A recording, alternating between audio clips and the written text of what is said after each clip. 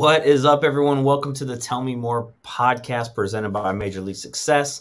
I have Juli Knecht with us, and she's with the Juli and Knecht group at Remax Apex.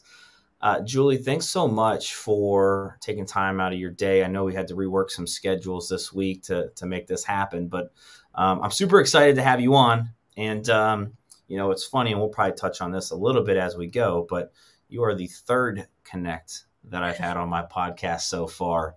And, but no, Juli, thanks so much. Thank you. Thank you for having me. I really appreciate it. So Juli, we start, we were talking a little bit, backstage and, the whole goal of this and getting agents on here to share their journeys of success in the business is just to show others that there's so many different ways and so many different paths. And, I don't know about you, but I personally got tired of always hearing top agent this, top agent that. And that's, what everyone was putting out content wise. So I like to do things a little bit differently, right? I want to share the journey. I love when agents come on here and actually have to take time to think and reflect on what that path has been like. So with that, we always start from the beginning. What was life like for you growing up as a child? Well, I started off on the east side of Columbus. Middle-class neighborhood. I grew up in the most wonderful neighborhood. It was kind of over in the Livermore, Berwick, Bexley area. Started off in Columbus City Schools and ended up at Christ the King, which is no longer, I think it's Ascension or something. I don't even know. All Saints, I don't even know. But then I went on to Bishop Hartley. And I'm sure you heard that because, my cousin went there as well. I graduated from there. Then I went into the military. So I did some time in the Army, which is where I also met my husband, and went on to Ohio State. Okay. What, growing up, what were some of your hobbies, interests, things like that? I mean, and I know we'll get to it, but. Yeah, I was a swimmer mostly. I mean, I played sports in high school. Field hockey. I was mostly swimming. I mean, I was a swimmer. I didn't like track, but I loved doing hurdles. So I only did hurdles. And then whenever the coach was looking, I made him think I was running. So very short distance and hurdling is all I liked, but definitely was a swimmer because you didn't have to run. And field hockey was great because I was distracted and I loved taking out girls' ankles. So I did have that. So causing bruises on people's ankles was kind of fun. So that was the competitive spirit. I love it. It did have a little bit of that. So then you mentioned that, after high school, did you go into the Army first and then I went into the Army. Yes. I went into the military and I spent 2 years active. Okay. And then I came back and went to OSU and got my degree. I got an education. What was Army always the plan or? No, actually, I had a boyfriend that told me women did not belong in the military. So sometimes that's all you have to say to me. When people tell me something shouldn't be a certain way, I mean, if that kind of tells you that you can't do it. And the funny part was he was like on a split option kind of National Guard thing. And when I got to my MOS, which was in Indiana, Fort Benjamin Harrison, we were both in the JAG section. And I walked into my class from the active duty. He was in there. And he didn't speak to me, he pretended he didn't know me. But it was funny because I kind of beat him out on everything. So I played along like we didn't know each other. But it was kind of fun. So, yeah. That's so interesting, it's always interesting when someone's like that, right? Like, hey, if you say I can't do it, I'm just going to go and prove you wrong. And that's a big decision, right? I mean, that's a big thing to say, hey, I'm going to go prove you wrong in this. I never would have thought that I would go military. My parents both said, we thought your brother might do this. But I just went and signed papers is kind of how it went. I mean, he said, women don't belong there. And I said, huh. And I got the papers and I gave them to him for Christmas. He gave me a necklace. I gave him papers. He broke up with me. He said, women don't do that. And I said, okay. So I went in the military and it was the best decision I ever made. Oh man, that's such a wild story. And it's interesting because, you know, as I've interviewed agents on here, usually there's always something that happens early on in someone's career and life that has a big impact on their career, and just how decisions like that end up to where we currently are. So get out of the Army, and go to Ohio State. What did you focus on there as far as school and studies?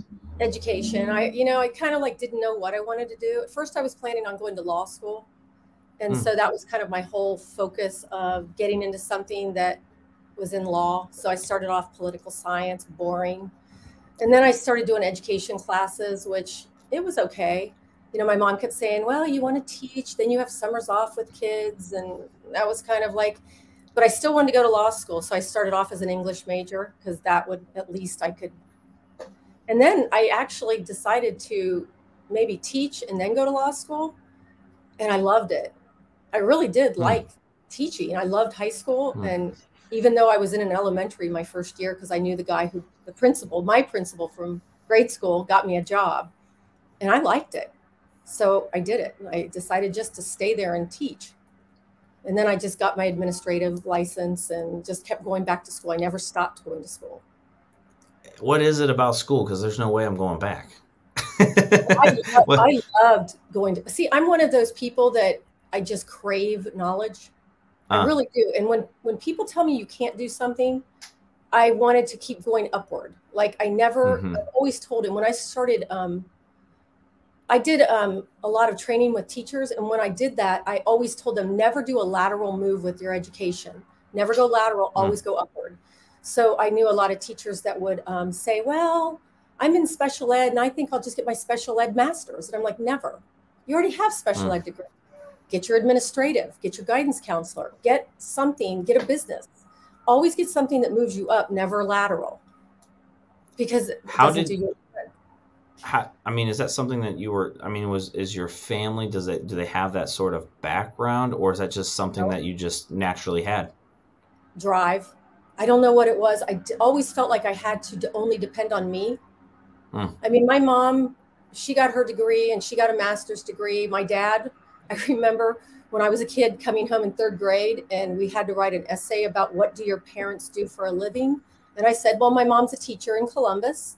I knew that because she was always around the school. And my dad, he plays cards and he is a golfer. He does that professionally. And I knew he had that's what his job was. And my mom's like, no, he sells insurance. I didn't know that. I mean, I thought he played golf and he liked to play cards. And I thought that was his job. Yeah. And he was a great guy, but I only knew that's what he did. He played golf all the time. Yeah. No, that's, I mean, hey, networking, right? I mean, I'm sure that's part of it. I liked to do, and he hated insurance. And I knew that he hated his job then as I got older. And I never wanted to be that. I never wanted to settle. Yeah. I just didn't want to settle. My mom settled and my dad settled, and I didn't want to be that person who just settled.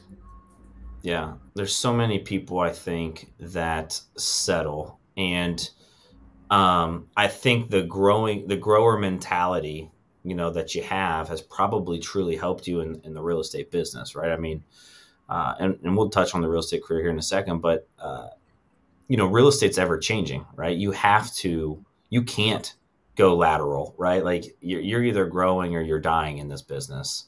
And I truly believe that. And I truly believe that's life too. I'm not, you know, when you said you know, I always love seeking, you know, information and knowledge and things like that. Like to me, that wasn't school, but to me, that's books, that's podcasts, that's conferences, that's, you know, masterminds, those types of things. That's what I do.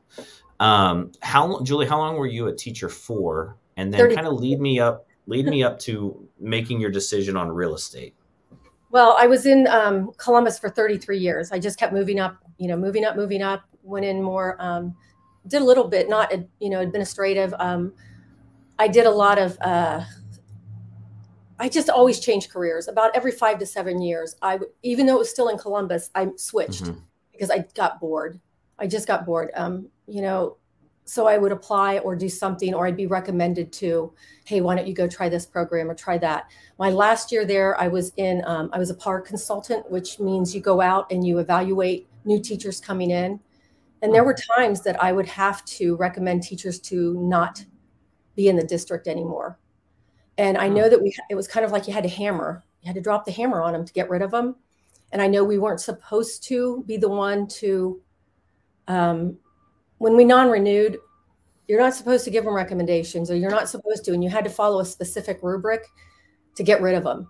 But I couldn't just do that without giving them a career plan, even though you're not supposed to. But I always knew that there was something else out there for them. I had to have a kindness with it. And, it's like, you're not cut out to be with inner city kids, but you might be better off at, let's get you resettled somewhere else. I always felt like a fixer, and you can fix things. So I did that for 33 years. And then it got to the point where we got a new superintendent, and Columbus was falling apart. And when I can look back on day 1 of teaching in Columbus and day 33, and nothing changed, it was the same mess, the same problems, nothing changed. That I knew that I think I could do better if I got out and did something else. I would go into people's homes, I'd go in and do visits, and they were living in poverty. They were living in transient conditions. And as I talked to parents, one of the things they always said to me was, we're getting evicted. And I would walk into these houses with bugs. And that was the biggest complaint, was they had no stability. And I thought, if I do real estate, one family at a time, I can make a change. Yeah. It's one of those things where, you said make a change. And when I got in, I was 22 years old, right out of college, had, I would call it fairly quick success in the sense of not the normal trajectory of a first year agent, just based off of my situation and things like that. And then we had an agent on our team join, and he's still on our team, Jared, and he's one of my best friends. And, he would always say, we're changing people's lives. And back then, looking back, I took it for granted, right? I didn't believe it until I got older and less cocky and wiser. and for me, honestly, it was, we definitely helped change our clients' lives for sure, and the power that real estate is and can provide people who are owning and selling and doing all of those things. But I really got to see the impact when we actually started growing our team and seeing our agents be able to change their lives and the trajectory of their families' lives, right? By buying into the systems and going and helping buyers and sellers change their lives. So was it just, you knew that real estate was going to be the next move, or was it just a thought of like, hey, this is probably what I would want to do next? I've always wanted to do it. I've seen teachers that I worked with try it, and they couldn't do it full time, and they put their stuff into escrow or whatever, and they just couldn't do it while they were teaching. But I kept thinking, for the past, the last 5 years that I was teaching, I watched them and I listened to them, and I kept thinking, God, I wish I could quit and do it, because I've always wanted to do it. I've had friends who did it full time, and I was envious, but I knew that I couldn't stop because I carried the insurance. My husband was running a company. I had 6 kids. I had to carry insurance for these kids. They were all in college at the same time. I had 4 in college at the same time. And then I had 2 little ones, one that you see Chaz, and I just could not allow them not to have an insurance plan. And I had college that I had to be consistent. My family had to be consistent. So I had to keep going. And then after 33 years, my husband started teaching in Columbus, and I went, you got the insurance. So we had to pay double for the insurance, but I said, I don't care. I'm out. I can do better on the outside. And I hit the ground running. What year was that? What year was that when you made that decision? 2019. I had to take care of my mom because she has Alzheimer's. So we had to, while I was doing classes, I was kind of taking care of her too. So I had like a 6-month lag from when I signed up until I got my license. And then it was, I took off. And we'll dive into that here in a second. When you made that decision, to go from a career right? I mean, 33 years. I mean, you were there to now, hey, I'm going 100% commission based, steady income to now it's just on me. So did you have a lot of supporters? Did you have doubters? Like, kind of fill me in on what was the circle like of people around you, when you made that decision? The only doubter was me. I think I was my only doubter because I knew I was worried about my mom, who's going to, what are we going to do with her? Right. My husband is he's always been supportive. You do what you need to do. You do what you want to do. He said, pretty much whatever you do, you always do well. So just do it. And I'm like, what if I'm not successful? I was going to call my cousin, but I didn't want to do that because I didn't want him to think I sucked. I didn't want to go straight to them and have them go, oh, she sucks. She's bad. So, I went safety. I went with one of my best friends in the business, and I went with her, and I was like, okay, I'm doing okay. And she was a broker at Century 21, and she was fabulous. So I went with them, and they taught me the ropes and got me going, and actually got me going and got me successful. And I'm like, oh my gosh. And at that point, I went crawling over to Dylan, my cousin, who's 20 years old. And I said, I'm ready to work for you now, with open arms. He's like, that's awesome. And having Dylan as my boss, he's the best boss ever, and I was doing great. I mean, it was fantastic. Yeah. So, what 2019, you get licensed. What let's dive into that first 12 months. Was it instant success for you? Was it struggles? How did you go about really planning out your business? I was driving to some of the worst houses ever. It was not easy. I would get a referral for, trailers, and I had one guy, and I would drive down to Washington Courthouse. I went to 42 places for a $50,000 house. But I have to say, like I told you, I like to learn. I like to learn. And he taught me, he was buying a house for his daughter who was moving up here from Florida. He taught me everything about electric. He taught me knob and tube. He taught me how to look at drywall. He taught me about flooring. Every house we went into, he taught me how to smell raccoon crap, the difference between that and rat urine. And I listened to everything he told me. So he taught me how to climb up in and look at rafters in the attic. I mean, he taught me floor joists, every house. And he finally put a bid on one. And I was thinking, oh my God, he wants to buy this. And the funny thing is when his daughter moved back here, we became friends, and she got a job at RealesTar, and she still works there with Ronnie. Oh, wow. And fantastic person. And her parents are fantastic people. My first house, I made $800. But it was my best $800 because if I could tell you how much I learned from that man, the best traveling I ever did, I probably spent over $2,000 in gas. I want to dive into that because I think two things. One, what was that conversation like for you being a new agent and then really having a client show you and teach you those things? I mean, because was it, hey, I'm brand new and I really don't know these things, or could he kind of like pick up on those things and just... He had no idea. He thought I was a seasoned agent. He thought I was seasoned. And I got 4 leads off of that because the people we walked into these rental houses, I handed them my card. I sold them homes. Yeah. Because I was walked around like I was big shit. They thought, oh, look at this old woman. She knows everything. I was handing them my card. I said, hey, when you're ready to buy, yeah. Oh, yeah. When you're ready to buy. He thought I was seasoned. Yeah. Because I was going, yeah, you're right. That is knob and tube. Tell me what you see there. And I would take notes. I'm writing it down. I said, yeah, so you're right. That's by the time I was going into my 42nd house with him, I was like, knob and tube, what are you going to do with this? Tell me about this. And I would just kind of play it. Yeah.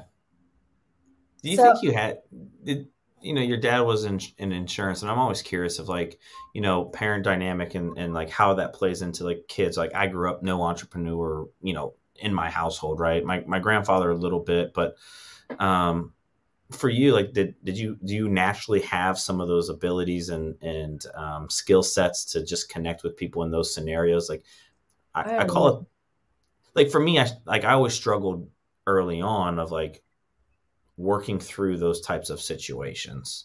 I never had playing that off. I never had a problem to get in front of a crowd. Like when I had to do a speech in school, my mom would say, "Are you ready for the speech?" And I said, "Never thought about it." I've never had a problem with that. When I had to give in front, like do conferences, or I used to have to get up in large crowds in front of like 300 or 400 teachers and do trainings. And my partner that did it with me, she'd say, "Did you plan this out? Do you have an agenda?" And I go, "No. You either know the stuff or you don't."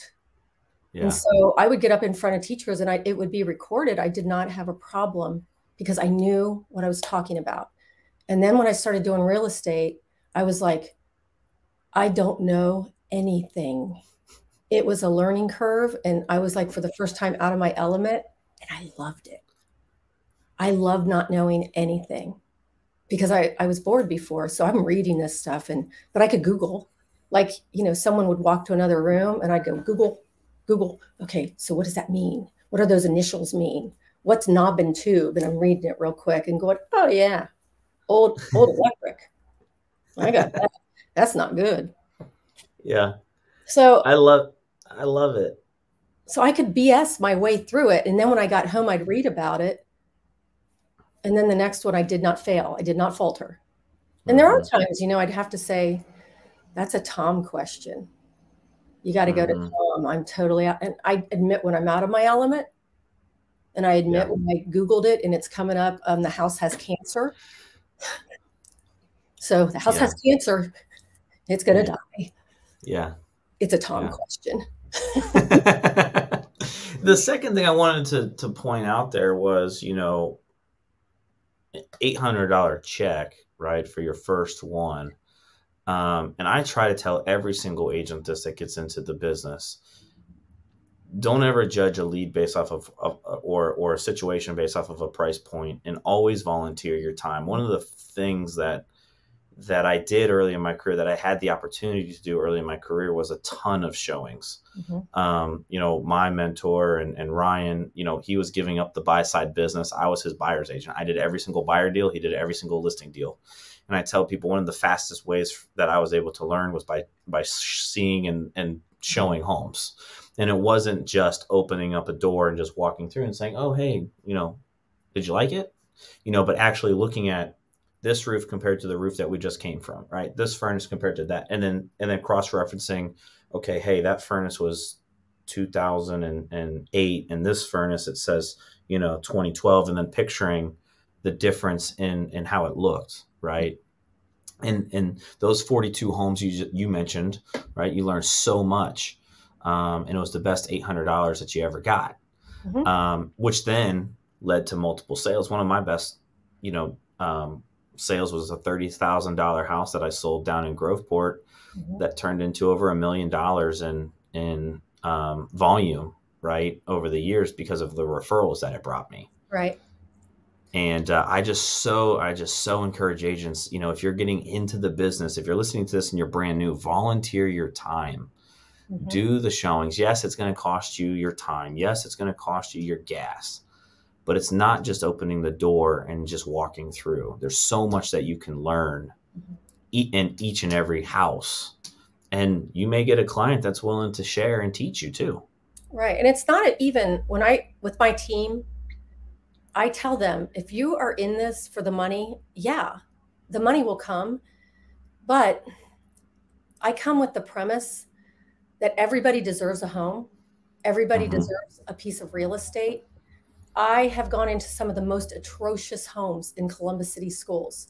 I got in this because those people that I saw living in that filth deserve to own. They deserve to invest. And I've had a couple people from Columbus that I've talked to, or rentals, because I started doing rentals. They don't deserve and they didn't ask to be placed in that situation. So you have to have some kindness in your heart. And if you're not working hard, then you're not really doing a good job.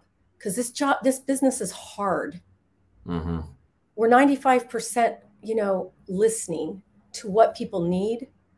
And sometimes you can get people to invest in themselves, and you never know when they're young enough. They might be buying houses that are 500,000 in the future, but you got to listen to them and get them there. They just don't know how. Yeah. Yeah. I always say everyone's worth at least 30 minutes of my time, right? You know, maybe that's the first showing, you know, and then from there, you know, turning it into a consultation. And, you know, I was just taught early on, just because of the way how I built my business with internet leads, you just never judge the book by the cover. And then there's times that they don't help themselves. And then you kind of have to step back and say, look, I've given you the tools, and sometimes they call you 10 years later or 5 years later and say, I'm ready now. Yeah. Thanks for giving me at least time years ago. And I've had that before, where they do call a couple years later and say, we weren't ready then. We weren't ready to listen. Now we are. So what was that first 12 months like for you in the business? How many deals did you do? And then how did you really focus on growing the business? I think I did 20. I know it wasn't a whole lot of volume, but that's a lot for a first-time agent. It wasn't bad. I mean, I think I did 20 that year, but I had to work really hard for them. I did a lot of chasing. I didn't make a whole lot of money because, you know, mostly was going to my team. You know, the cuts were low, but I was listening and I was trying really hard to get all the information I can. I was getting myself out there. I was driving all the time. I would get up super early and I would drive to Chillicothe. I was using Op City, you know, and I know that you don't want to depend on it. But I kept thinking, okay, so you give them, at that time it was 25%, but some money's better than no money. And my thoughts were, okay, so I am paying Op City. However, when I hand a stack of cards to that person that I just closed with and they like me, they have 20 family members. And a lot of those people have referred me to their family. And that's where I've gotten a lot of my lead base from. It's not just a one and done. So I know that they have family, and I still talk to most of them. They don't know I'm paying Op City. They just know I'm their agent. Right. So it's worth that referral to then have all their family reach out to me.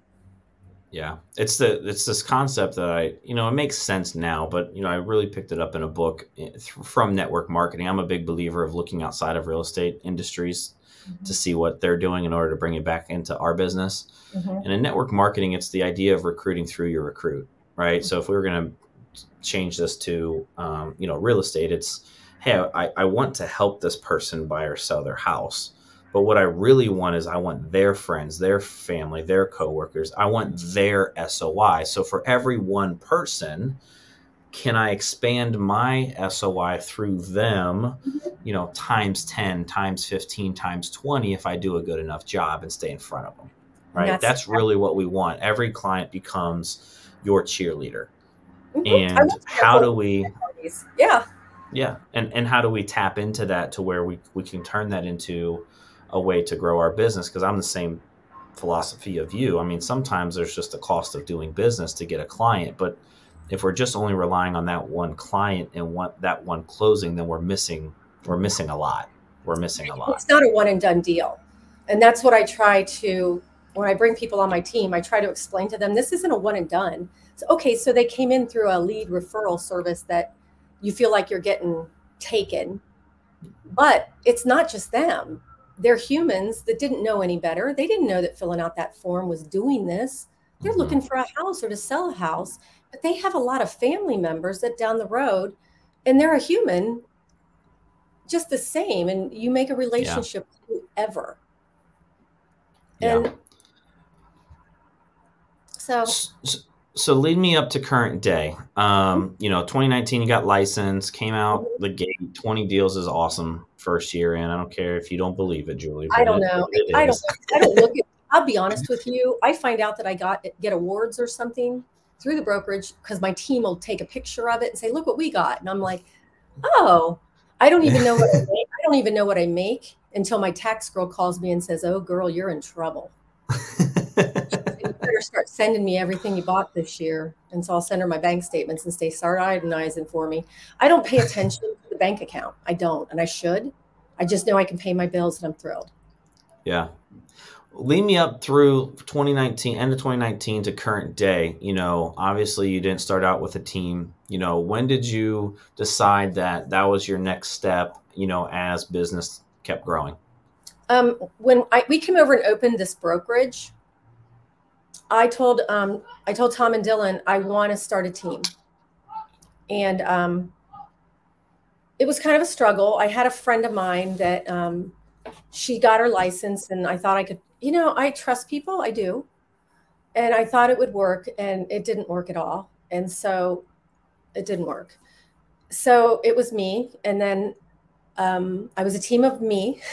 And then I had other people that came on my team really quick. Well, actually, it was me, and I had 3 other people that were new to the brokerage that came in, and they got on my team, and I started working with them. They were young. And then it just kind of happened. It started snowballing that I'd have people call me and say, hey, I saw the pictures of you and your team, and I heard you guys are doing really well. Can I be on your team? And it wasn't easy, because I was trying to train them. And basically, I'm only 3 years in trying to train myself. So I thought, well, we can all grow together, because I'm pretty quick study. Plus, I'm full of crap most of the time. I can fake it till I make it. And then it kind of started snowballing. And my team was kind of designed that I wasn't making any money off my team. It was going into a team fund, and it was for marketing. So it was kind of a mentorship team. And even today, just talking to Dylan, we decided we needed to reshift that a little bit too. But so it's still a growth team, but I think I've had 9 people total. My team is designed so that people can fly. I kind of think of it as a high school teacher kind of team, and it's still going to be designed that way. I can't get rid of educating. Yeah. I love to educate, and I can't get past that. It started off, I was kind of the girl that was training people to pass the test. And then I found out that some of these young people that just passed the test, they were doing better than me, because I just passed that test with flying colors because I'm good at I was just able to pass the test. But the other people knew test taking skills that were better than mine, and they just would come in and we'd all work together. And we just had so much fun in the evenings doing this test stuff and drinking beer. And then we got people passing the test, and the team was getting bigger. And so the team is more about marketing and, I guess, just growing together. And we get together and we try to, and then it kind of went through that slow period because we were doing COVID. So we had to buy some leads with the team fund. And so it just kept getting bigger, and it keeps getting bigger. And then the thing is if you don't want to be on the team anymore, it's go into the brokerage, because I'm really trying to train people so that they can be independent agents. I mean, if you don't want to be on a team anymore, go in and work with Tom, work with Dylan, be independent, grow yourself, because you don't have to be on a team forever. I always tell every new agent, I first started on a team. I'm still on a team, obviously leading a team. And I believe every new agent, and I don't know if it should be a requirement, but obviously our model is broken. The industry model of real estate is broken, but I believe that every new agent should be on a team for at least the first 6 months to 12 months of their career, because it's not always the client stuff. It's the contracts, it's the support, it's the questions, it's the clauses, the addendums, and the process, right? That a lot of the new agents just don't know, because they don't teach you that stuff in school. Right.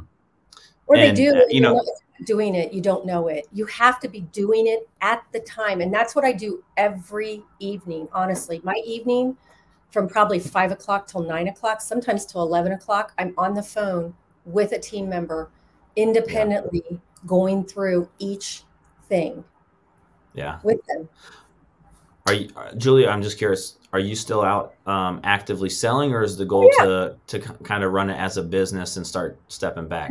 I'm selling. I'm actively selling, and I'm doing a lot more investing with investors. I have some people from Intel that are buying properties and things like that. And I have investors that are buying duplexes and things like that. So I'm actively selling, actively listing. I'm doing all that. I'm right now in the process of working with the Logan Mayor, and we're trying to redo things there. And I'm out of my element. I'll admit it, but I'm learning. But I'm working with an engineer, a structural engineer from Columbus, and a whole team of people from Logan. And we're all trying to figure out how we're doing this process. Yeah. And trying to get Logan re-established, per se, with the USDA 502, 504 program from direct USDA loans. So we've been meeting with this lady and seeing how we can utilize that money and get buyers ahead of time and use that money. And it's like a learning process, but I'm training my team to do it. And so is she. No, that's awesome. I want to kind of move forward into the future as far as, where you want your business to be, where you want your team to go. What's something that you are looking to accomplish in the next 12 months? I'd like to see my team become very prosperous, of course. I want to see them all independent, where they feel financially secure, where they don't feel like they're struggling, where they're independent and out on their own. Not necessarily off the team if they're not ready, but I'd like to see them feeling like they don't depend on me as much, that they just check in and say, hey, guess what? I have this, I have that. They might have a few questions here and there. I'd like to see the brokerage, starting to really see a lot of success with these agents, with more money coming in. I mean, I'm always thinking of the brokerage and seeing the success of the brokerage. So when I'm out trying to get some of these things going on, it's always about the brokerage. Yeah. The bigger picture. Well, I always have thought I'm really good at thinking of a big picture. Sometimes I have to have my son, Chaz. He pulls me in sometimes on the small picture. And that's why we kind of offset each other, because he's good at saying, okay, Mom, you're looking at the big picture, but right now we got to think of the small today. Yeah. And I'm like, you're right. Yeah. That's awesome. What's something that you're looking to accomplish in the next 5 years? Probably financial independence, for one, for myself. Maybe taking a step back. I would like to see some of these people on my team starting their own team. I'd like to see them start recruiting. I'd like to see them building a team themselves, bringing people in.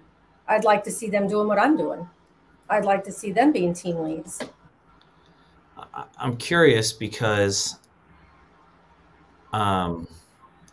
why is that? Because here's you've been in the business a couple of years. I've been in the business 12 years, right? Like most team leads will tell people that to their face, but they truly don't really mean it, right? Like for you, and for you, coming from the teaching background, right, and wanting to see students succeed, right, and take that next level, because I'm the same way, right? Like I believe a team serves its purpose for a certain extent. I know that I'm a unicorn, and there's several agents that are unicorns in the industry that stay on teams their whole career. Mm-hmm. But I think, what is that for you as to really wanting to get them to that next level of growing the team? I think it's because I think there's a lot of cutthroat people in the industry. And I think that if you don't truly value this industry and really care about each other and not realize that it's not always about making money, but in this industry, it is really about the people that you're working with and truly caring about the industry and being ethical and honest. But also, money comes. I mean, you're going to make the money. And if you don't learn about other people and growing agents to do the right thing, and growing agents to not be necessarily greedy, but teaching and seeing how people grow, and it's a give and take, and then send them out to be successful, because I genuinely want people to be successful. Even if they're more successful than me, I'm cool with that, because it means I did a good job. Yeah. It's a pride thing that if my son sells more than me, I did a good job. If my colleagues do better than me, I did good. So you've got to learn that if other people are more successful than you didn't fail. You don't have to be jealous of them. And I think that if they do that, they'll realize that you were successful in growing someone to get there. I think it'll take away some of that anger and competitive and jealousy edge that you did good. Yeah. Yeah. I in the beginning of my career, like I said, it was the opposite of that, right? It was make money and do that. And then as we grew the team and got older, right, and that thing, my mindset has changed around that. But now it's more of the sports analogy, right? I want the best coaching tree, right? Mm-hmm. I want to be able to be at that pinnacle peak of like, I've been able to help this person, this person, this person, this person find success in the business because I had the mentor from day one. I had the coaching from day one. I had all the support I needed from day one. And I know there's a lot of people out there that don't have that. So that's, that coaching tree is what I'm trying to build. Right. And maybe that's my mentality, but I call it the teacher mentality. Yeah. I don't want to see kids stay in high school for 2 or 3 years, as a senior. That shows I failed. Yeah. So maybe I don't want to see my team not be successful because it means I failed. Yeah. And when they start getting greedy and jealous of each other and petty, and they're not giving each other a high five for their success, then that means they're still being petty. And I want to see them learn to grow. And when another agent is good, pat them on the back, ask them what they did, take in what they did and learn from it. Yeah. There's a lot of, it is a competitive industry. It is at times an industry that has a scarcity mentality versus an abundance mentality. But what I've found over the last 3, 4, 5 years is that there's a good chunk of us, a big number of us that are willing to help each other grow, even across brokerages. Of there's enough business for all of us to succeed. Mm-hmm. Right. I have found more good than bad in agents. Yeah. I really have. I have met very few that are just cutthroat mean. There's a couple yeah. Greedy. They don't care if they knock you down to get you out of the way. And they don't care if they hurt you in the path. But yeah. I found more good than bad. Julie, what's the legacy goal for you? What's the goal that you're looking to hit when you're no longer here? I want somebody to look back and say, she really helped me. She helped me at least grow, or at least she showed kindness and compassion. And she at least, gave me a chance and taught me to be a better person. That's pretty much it. And last question for you, because I want to be respectful of your time. What is one piece of advice that you always give agents that are either getting into the business or, if agents just come to you and asking for advice, what is that one thing that you always share? Build the relationship. You build that relationship, you'll have a forever client. Don't look at the dollars. Don't look at the percentage of what that sale is for the house. Don't bypass it if it's a 1% sale. Don't bypass it because of the money. Look at the relationship you're building with that client. I want to follow up on that. How did you get to that mentality? Because I think, especially in today's world with social media and Instagram and flashy cars and, watches and all of those things, agents getting into the business, not all, right? But some of the younger agents that get into our business, I try to tell them it's not fast cash. If you're trying to get fast cash, this isn't the industry for you. If you're trying to build a career, then you'll be fine. But how did you get that mentality? Because it is hard. We are commission based, right? At the end of the day, we do have to keep an eye on the dollar, right? But but there's a mentality around that. I probably had it since I worked in Columbus, because every parent that comes in that door, you have to build that relationship. And I always had the business mentality of education, that every kid that walked in my room was a client, and it's a business. And they are my little stocks. And every time I did a parent teacher conference, I explained to them, your child is my stock. And I have to put money into those stocks. And each kid has a different place where I'm investing. So they're not going to be the same place I invest. And I told parents, I work for you. Tell me what I need to do to be successful, because you know this kid. This little stock, where should I invest? And they would tell me. So I thought of it as a business. I never thought of education as, punishment or this or that. And I never had problems. They would tell me what the deficits were, and they would tell me where I needed to invest. And if I just looked at it all the time like that as a business, then I never had a problem. And that's kind of what this is. It's a business, but you have to have a relationship with your client. and those were my parents. Now it's just my clients. It's the same mentality. Where do I need to invest? In the people? Yeah. Julie, thanks so much for your time. And that was truly an awesome take. I wasn't expecting you to kind of say, looking at school as a business in the sense of like where to invest, right? Like, the key points, and because all kids are different, right? All kids learn differently. And I love that, that approach that you just took, or that you did take with it. But Julie, for those that are watching, obviously down below, they can see your phone number. If you guys are watching and you want to connect with Julie, whether you're a real estate agent and you just loved her journey, or you just loved her, or if you're thinking about buying, selling, investing, you want to reach out. But Julie, for those that are listening in, what is the best way for someone to connect with you? They can call me, reach out to Remax Apex, or they can call at 614-332-3576. Awesome. Thanks, Julie, so much. And if I can do anything for you, please let me know. I'm here to help you any way I can. Thank you. I appreciate it. All right. We'll talk soon. All righty. Bye-bye.